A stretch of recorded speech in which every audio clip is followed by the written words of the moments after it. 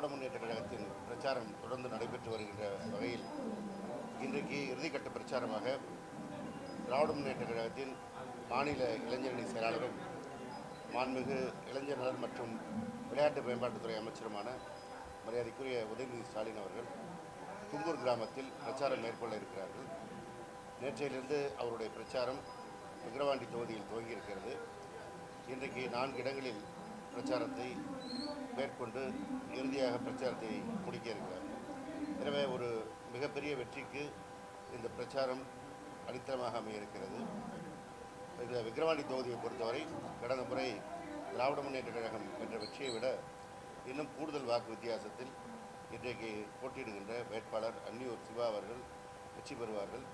மாண்புமிகு தமிழ்நாடு முதலமைச்சர் அவர்களுடைய மக்கள் நல திட்டங்கள் மிகப்பெரிய வரவேற்பை பெற்றிருக்கிறது. மிக குறிப்பாக மகளிருக்கான திட்டங்கள் அவர்களை சென்று சேர்ந்திருக்கின்ற காரணத்தினால் நாங்கள் பிரச்சாரத்திற்கு செல்கின்ற இடங்களெல்லாம் மகளிர் மிக சிறப்பான முறையில் எங்களுக்கு வரவேற்பை அளித்திருக்கிறார்கள்.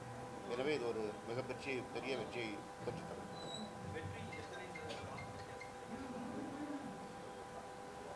அது ஒரு மிகப்பெரிய வெற்றியாக இருக்கும். காரணம், எதிர்த்து போட்டியிடுகின்ற கட்சிகள் தாங்கள் களத்தில் இருக்கிறோம் என்று காட்டுவதற்காகத்தான் இன்றைக்கு போட்டியிடுகிறார்கள். எனவே ஒரு மிகப்பெரிய வித்தியாசத்தில் லட்சம் வாக்கு வித்தியாசத்தில் இந்த வெற்றி அமைக்கும்.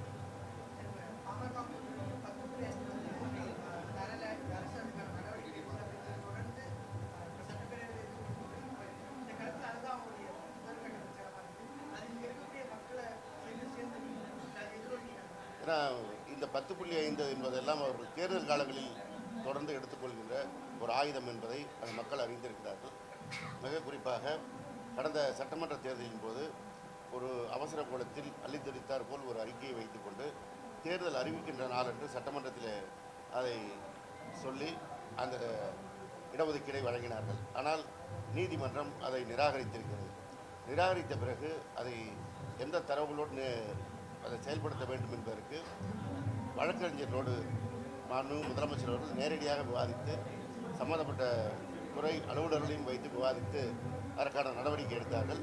அப்பொழுது பிற்படுத்தப்பட்ட நலத்துறை அமைச்சர் என்ற முறையில் நானும் அந்த கூட்டங்களில் பங்கேற்றிருக்கின்றேன். என்ன சொல்லப்போனால் உச்சநீதிமன்ற வழக்கறிஞர் வரை அழைத்து இந்த வழக்கை குறித்து விவாதித்தார்கள். இது அத்தனையும் பாட்டாளி மக்கள் கட்சியின் தலைவர் ராமதாஸ் அவர்களுக்கும் தெரியும், அன்புமணி அவர்களுக்கும் தெரியும். இன்றைக்கு தேர்தலுக்காக இதையெல்லாம் பேசிக் கொள்ளுகிறார்கள். அவர்களை பொறுத்தவரை தங்களுடைய வாக்கு வங்கியை தக்க வைத்துக் கொள்வதற்காகத்தான் இந்த பிரச்சாரத்தை இன்றைக்கு மேற்கொண்டிருக்கிறார்கள். அதை மக்கள் நம்புவதற்கு தயாராக இல்லை.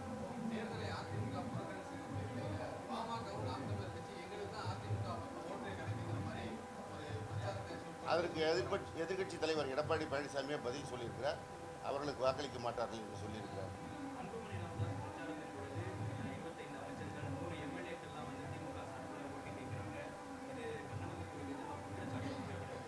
இது இன்றைக்கு நேற்றைக்கு இல்லை. காமராஜர் காலத்திலிருந்து அனைவரும் பெரிய அளவில் இருந்து இடைத்தேர்தலை சந்திப்பது வழக்கம். எதிர்க்கட்சியாக இருந்தபோது இதே விக்கிரவாண்டி தேர்தலில் இங்கே வந்திருக்கின்ற நாங்கள் எல்லாம் அமைச்சர் என்ற முறையில் இல்லாமல் அன்றைக்கு மாவட்ட கழக செயலாளர்கள் என்ற முறையில் அந்த தேர்தலுக்கு வந்து பணியாற்றினோம். இன்றைக்கும் நாங்கள் மாவட்ட செயலாளர் என்ற முறையில் பணியாற்ற வந்திருக்கின்றோம். இன்றைக்கு ஆட்சி பொறுப்பு இருக்கின்றதால் நாங்கள் அமைச்சர்களாக இருக்கிறோம். எனவே திராவிட முன்னேற்ற கழகத்தின் ஒரு தொண்டன் என்ற முறையில் எங்களுடைய வேட்பாளரை வெற்றி பெற வைக்க வேண்டியது எங்களுடைய கடமை. எங்களுடைய தலைவர் மாண்புமிகு முதலமைச்சருடைய நல்லாட்சியினுடைய சாதனைகளை மக்களிடத்தில் எடுத்து கூறி இந்த வெற்றியை பெறுவதற்காக நாங்கள் வந்திருக்கிறோம்.